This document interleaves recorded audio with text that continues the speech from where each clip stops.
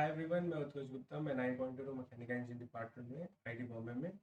हम लोग अपनी लास्ट वीडियो में बाइनरी वेपर साइकिल का डिस्कशन कर रहे थे, जिसमें हमने देखा कि किस तरीके से इन साइकिल्स को यूज़ किया जाता है, इनका सिग्निफिकेंस क्या है, साथ ही साथ इनका एनालिसिस और स्कीमेटिक कैसे ड्रॉ करते हैं, टीएस डायग्राम पे इन्हें कैसे प्लॉट करते हैं। और इसके अलावा हमने एंड में ये भी देखा था कि इसकी एक इम्पॉर्टेंट कंस्ट्रेंट जो कि हमारा एनर्जी बैलेंस से आती है, जो उन दो सेपरेट रनेबल साइकिल्स को कनेक्ट करता है through their mass flow rates, वो भी हमने देखा था कि हम कैसे डिराइव कर रहे हैं। अब हम इस वीडियो में उसी एनालिसिस को आगे बढ़ाते हैं, आगे लेके चलते हैं और देखते हैं कि किस तरीके से हम इंपॉर्टेंट पैरामीटर्स को निकाल सकते हैं। साथ ही साथ इन दी एंड हम ये देखेंगे कि कैसे वो क्वांटिटीज जो जैसे एफिशिएंसी और बैकवर्क रेशियो जो हम भी सभी रैंकिंग साइकिल्स के लिए निकाल रहे थे, हम उन्हें भी निकाल सकते हैं। हम स्टार्ट करने से पहले देख लेते हैं कि हम ये पूरा एनालिसिस कर ही क्यों रहे हैं। पहली चीज़ ये कि ये अपना मोर एफिशिएंट अपना वेपर साइकिल का एक मोर एफिशिएंट अल्टरनेटिव है। इसकी एफिशिएंसी वैल्यू उससे कंपैरेटिवली ज़्यादा ही आती है, वो हम देख सकते हैं थ्रू द स्कीमेटिक। दूसरी चीज़ ये थर्मोडाइनमिक्स का एक प्रॉपर प्रैक्टिकल एप्लीकेशन है, काफ़ी ज़्यादा यूज़ भी होता है। ये उस बेसिक्स को फंडामेंटल बेसिक्स को अपने साथ देखना कि कैसे उसे इंडस्ट्री में यूज़ किया जाता है, उसके लिए भी काफ़ी इंपॉर्टेंट चीज़ है।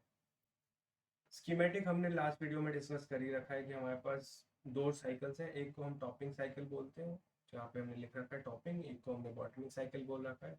टॉपिंग साइकिल का टेम्परेचर ज़्यादा होता है, जैसे कि हम यहाँ देख सकते हैं टेम्परेचर इसका ज़्यादा है इस वाली साइकिल का। और बॉटमिंग साइकिल का टेम्परेचर जो होता है वो ओवरऑल कम होता है। तो ये दो साइकिल्स के जो डोम्स हैं वो एक दूसरे के ऊपर नीचे हैं।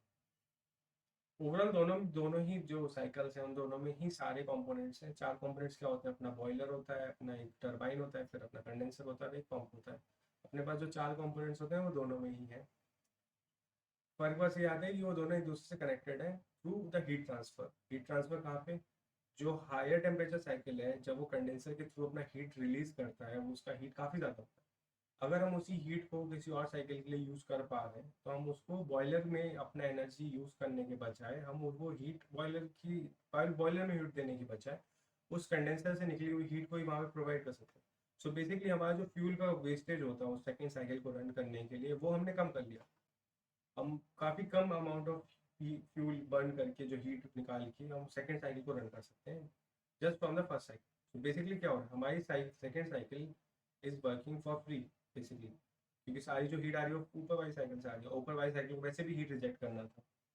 तो हम क्या कर रहे हैं, हम अपनी ओवरऑल एफिशिएंसी इस तरीके से बढ़ा। अब यहाँ पे खास चीज़ क्या है, इस पूरी साइकिल का जो भी हीट इनलेट हो रहा है, वो हीट इनलेट हो कहाँ रहा है?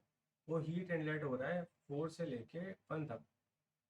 इफेक्टिवली हम हीट कहाँ पे दे रहे हैं? हम 4 से लेके 1, यहाँ पे इस डायग्राम में भी देख सकते हैं, 4 से लेके 1 तक हमारी टॉपिंग साइकिल है, वो बॉयलर में पास हो रही है। तो हमने 4 से लेके 1 तक सारी हीट दी है, मोस्ट ऑफ द हीट। तो अपना जो एवरेज टेम्परेचर होगा वो इसके कहीं बीच में होगा। तो अपना जो टी एच है, हायर टेम्परेचर, वो कुछ यहाँ शिफ्ट हो गया। नीचे वाली साइकिल के लिए वो टेम्परेचर एक्सिस्ट ही नहीं करता।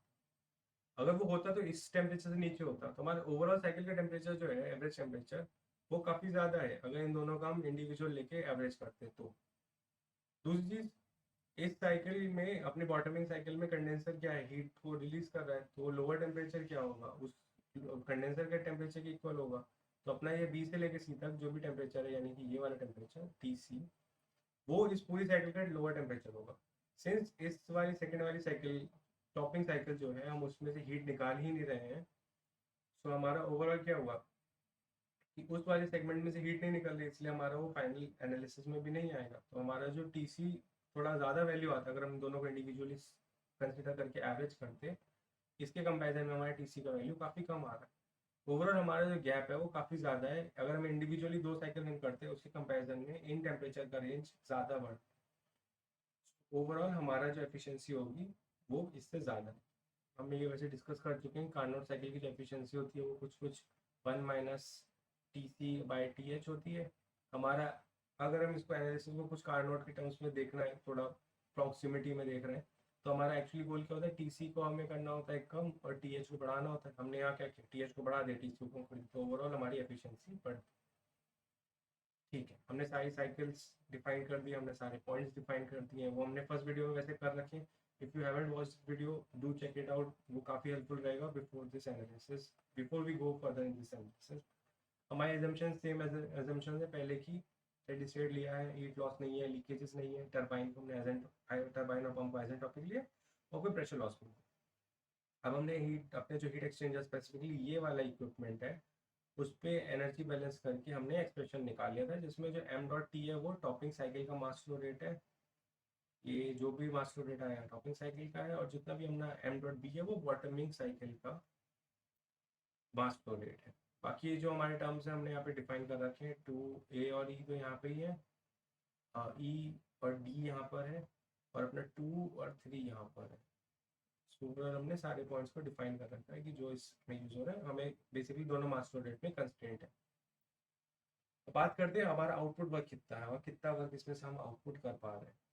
हमारे टरबाइन का जो भी टोटल वर्क हो रहा है वो टोटल वर्क, पहली बार टरबाइन का वर्क होता है क्या है, अपना जो टरबाइन का वर्क आता है वो होता है उसका मास फ्लो रेट टाइम्स अपना जो इनलेट होता है उसका एंथैल्पी माइनस अपने आउटलेट का एंथैल्पी। ये हमने रैंकिंग साइकिल में डिस्कस किया था कि कैसे आता है। If you don't know just check this that video, वो काफ़ी हेल्पफुल रहेगा कि हम इसे कैसे डायरेक्टली लिख पा रहे हैं। अब हमारे यहाँ पे वर्क हो कहाँ रहा है, ऊपर वाली साइकिल जो टॉपिंग साइकिल है उसमें वर्क 1 से लेके 2 तक टरबाइन के थ्रू मिल रहा है हमें, और नीचे वाली साइकिल में हमें ए से बी तक मिल रहा है, यानी कि हमारे पास 2 वर्क के टर्म्स हैं। पहले वाला टर्म कहाँ पे होगा, उसका मास फ्लो रेट कितना होगा, जो टॉपिंग साइकिल का मास फ्लो रेट है, और उसका इनलेट क्या है H1 और उसका आउटलेट क्या है H2। तो हमारा पहले वाले का ही तो टॉपिंग साइकिल का है। इसमें हम ऐड कर रहे हैं अपना बॉटमिंग साइकिल, जो bottoming cycle M dot B है उसका जो अपना अपना इनलेट है वो एच ए है, और जो आउटलेट है वो एच बी है। ओवरऑल हमारा टर्म ये टॉप बॉटमिंग साइकिल से आया, ये वाले टॉपिंग साइकिल से आया था। हमारा ओवरऑल हमने जो जितना भी आउटपुट वर्क होगा वो हमने यहाँ लिख लिया, सिंपल, काफ़ी ईजी है, डायरेक्टली देख के भी लिख सकते हैं। ऐसे हमारा जो इनपुट वर्क होगा जो हम पंप के थ्रू दे रहे हैं, पंप का वर्क हम 2 जगह कर रहे हैं, पहला हम बॉटमिंग साइकिल और ये टॉपिंग साइकिल दोनों में कर रहे हैं। टॉपिंग साइकिल केस में 4 to 3 में हो रहा है और बॉटमिंग साइकिल में C to D हो रहा है। अब उसको हम लिखते कैसे हैं, जो हमारे पंप का वर्क होता है हम उसे लिखते हैं मास डॉट अपना जो एग्जिट होता है उसको माइनस करते हैं हम अपने इनलेट से, ठीक है। अब यहाँ पे हमारा जो वर्क डॉट पंप का जो वर्क है हमारा नीचे वाले बॉटमिंग साइकिल के केस में क्या होगा, एम डॉट बी, उसका एग्जिट क्या है अपना D है, और अपना इनलेट क्या है C। अपना सिमिलरली टॉपिंग साइकिल में क्या होगा, अपना एग्जिट क्या है H4, अपना इनलेट क्या है H3। तो हमारा ये ओवरऑल जो वर्क आ रहा है प्रेशर पंप का वो ओवरऑल दोनों का सम है। So in terms of network हम दोनों साइकिल को अगर अलग भी रन कर रहे होते तो हमारा क्या होता, नेटवर्क कितना ही आता, ये दोनों का इंडिविजुअल सम है। फर्क बस ये होता है कि हम मान के चले कि हम जितना मास फ्लो रेट कंबाइंड साइकिल को दे रहे हैं उतना ही अगर इंडिविजुअली दोनों साइकिल को रन करके देते हैं तो हमारा नेट वर्क जो आ रहा है साइकिल्स के सम से वो सेम होगा अगर मैंने इंडिविजुअली रन करें। सो हमें यहाँ पे तो कोई खास बेनिफिट नहीं दिखता। अब हम आगे बढ़ के देखते हैं कि हमारा हीट कितना जा रहा है, यहाँ पे हम एक्चुअली डिफरेंस फील होगा। हमारा जो इनपुट हीट होता है, इनपुट हीट हम कहाँ तक अपनी तरफ से हीट कहाँ दे रहे हैं, हम सिर्फ टॉपिंग वाली साइकिल में ऊपर हीट दे रहे हैं, बाकी तो नीचे वाली साइकिल को तो हीट जो मिल रही है टॉपिंग वाली साइकिल के जो आउटलेट वाला हीट है उससे मिल रहा है। सो हमारे टॉपिंग वाली साइकिल में हम हीट कहाँ से कहाँ तक दे रहे हैं, 4 से लेके 1 तक। और हमें पता है कि जो भी हम हीट अपने आउटलेट होती है उसको हम लिख सकते हैं एम डॉट टाइम्स अपना कितना होता है, हमारा जो भी आउटलेट होता है एग्जिट एग्जिट माइनस हमारा जो हमारा इनलेट होता है, हम उसके टर्म्स में अब लिख सकते हैं इसको। अब हमारी हीट जा कर रही है टॉपिंग साइकिल में, तो मास फ्लो रेट कितना होगा टॉपिंग साइकिल का, अपना एग्जिट क्या है 1 तो H1 पहले आएगा, और अपना इनलेट क्या है 4 तो H4 बाद में आएगा। तो अपना क्यू आउट क्यू इन इतना हुआ इनपुट वाला हीट, वो हमने यहाँ लिख रखा है। तो हम इन दोनों साइकिल्स को अगर इंडिविजुअली रन करते तो क्या होता है, इसमें एडिशनल ये वाला हीट भी आता, डी से लेके ई तक हमें और हीट देना पड़ता।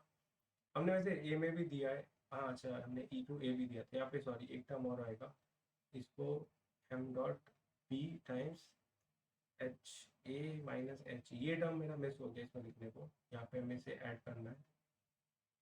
यहाँ पे वो बेसिकली क्या कि हम यहाँ पे सुपर हीट भी कर रहे हैं ना, तो वो हम हीट में काउंट करेंगे, हम ऊपर वाली साइकिल में जो हीट है प्लस वो जो सुपर हीट कर रहे हैं उन दोनों को काउंट करेंगे। हमारा ओवरऑल यहाँ से नहीं, ये पूरा एक्सप्रेशन है हीट का। अब अगर मान लो हम ये 2 साइकिल्स को इंडिविजुअली रन कर रहे थे तो हमें ये डी से लेके अपना ई तक पूरा का पूरा हीट हमें अपनी तरफ से भी देना पड़ता। सो क्या होता, हमारा ओवरऑल हीट का इनपुट ज़्यादा होता, बट यहाँ पे हीट कम है। यहाँ पे हमारा एक्चुअली फायदा इन द सेंस अब हमारे पास कम फ्यूल करने पे भी हम दोनों साइकिल को इंडिविजुअली रन कर पा रहे हैं, तो ये हमारा एक्चुअल बेनिफिट है। साथ ही साथ हम एफिशिएंसी में देखेंगे कि ये एक पर्टिकुलर फैक्टर हमें किस तरीके से हेल्प कर रहा है एफिशिएंसी को इम्प्रूव करने।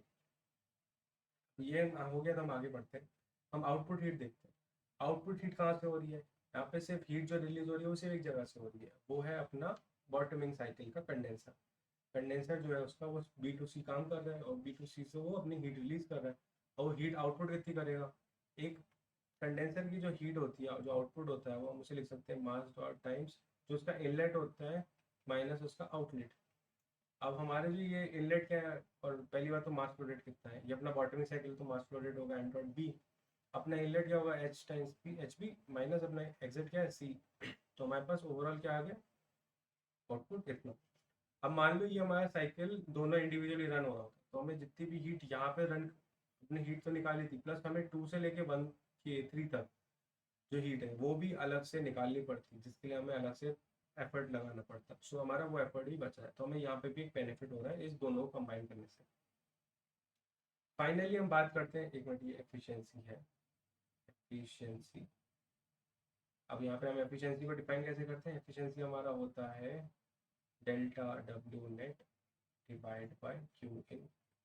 अब यहाँ पे हम पहले डिस्कस कर चुके हैं, ये अगर दो साइकिल अलग अलग रन हो रही थी तो ये चीज चेंज नहीं होती, बट हम सिंस यहाँ पे दो साइकिल्स को साथ में रन करें तो हमारा ये चीज़ ज़रूर चेंज हुई है। सो हमारा ये क्या हुआ, ये चीज़ हमारी कम हुई है। हमारी ये चीज़ कम होने का मतलब क्या हुआ, ये चीज़ का बढ़ना, क्योंकि ये इन्वर्सली प्रोपोर्शनल है एक दूसरे से। अब यहाँ पे हमारा वर्क नेट पे क्या होगा, ये पहला वाला टर्म जो है वो हमारा टरबाइन का वर्क है जो हमने पहले डिफाइन कर दिया है। ये हमारा पंप का वर्क है जो हम दे रहे हैं, यानी कि वर्क इन है, और नीचे जो भी टर्म है वो हमारे हीट है जो हम दे रहे हैं। तो हमारी ओवरऑल एफिशिएंसी यहाँ पे हमने डिफाइन कर दी। ये एफिशिएंसी एक नॉर्मल कार्बन जो अपनी रैंकिंग साइकिल दोनों का सम होता है तो उससे ज़्यादा एफिशिएंसी है। फाइनली यहाँ पे भी हम बैक वर्क रेशियो डिफाइन कर रहे हैं, तो हमारा बैक वर्क रेशियो जो है, बैक वर्क रेशियो क्या होता है अपना सिंपल, बैक वर्क रेशियो हमारा जितना हम वर्क दे रहे हैं अपनी तरफ से उसका रेशियो होता है विद रिस्पेक्ट टू कितना वर्क हमें मिल रहा है। ऊपर मैंने यहाँ पे जो भी पंप से वर्क है जो हमने पहले डिराइव किया था वो यहाँ पे लिखा है, और डिनोमिनेटर में जो भी टरबाइन से मिला है उन दोनों का रेशियो ले लिया, तो हमारा बैक वर्क रेशियो भी डिफाइन हो गया। इसकी वैल्यू भी क्या है, इसकी वैल्यू कुछ खास फर्क नहीं पड़ा, क्योंकि अगर हम दोनों साइकिल्स को अलग भी रन करते तब भी हमारा इतना ही आता। सो हमें इसमें कोई फायदा नहीं हुआ, बट हमें एफिशिएंसी में बहुत फायदा हुआ। सो इसके साथ मैं इस वीडियो को एंड कर रहा हूँ। ये हमारी बाइनरी वेपर साइकिल की जो 2 पार्ट की सीरीज थी उसका एंड है। हमने इसमें सब कुछ डिस्कस किया, कैसे बाइनरी साइकिल डिफाइन होती है, कैसे रन होती है, कैसे उसका फायदा है, हम उसे एक्चुअली कर भी क्यों रहे हैं, हम अपना एफर्ट क्यों लगा रहे हैं, और साथ ही साथ उसे कैसे हम थर्मोडायनेमिकली एनालाइज करते हैं, एक्सेट्रा एक्सेट्रा। इसके साथ मैं इस वीडियो को एंड कर रहा हूँ, मिलते हैं अगली वीडियो। बाय।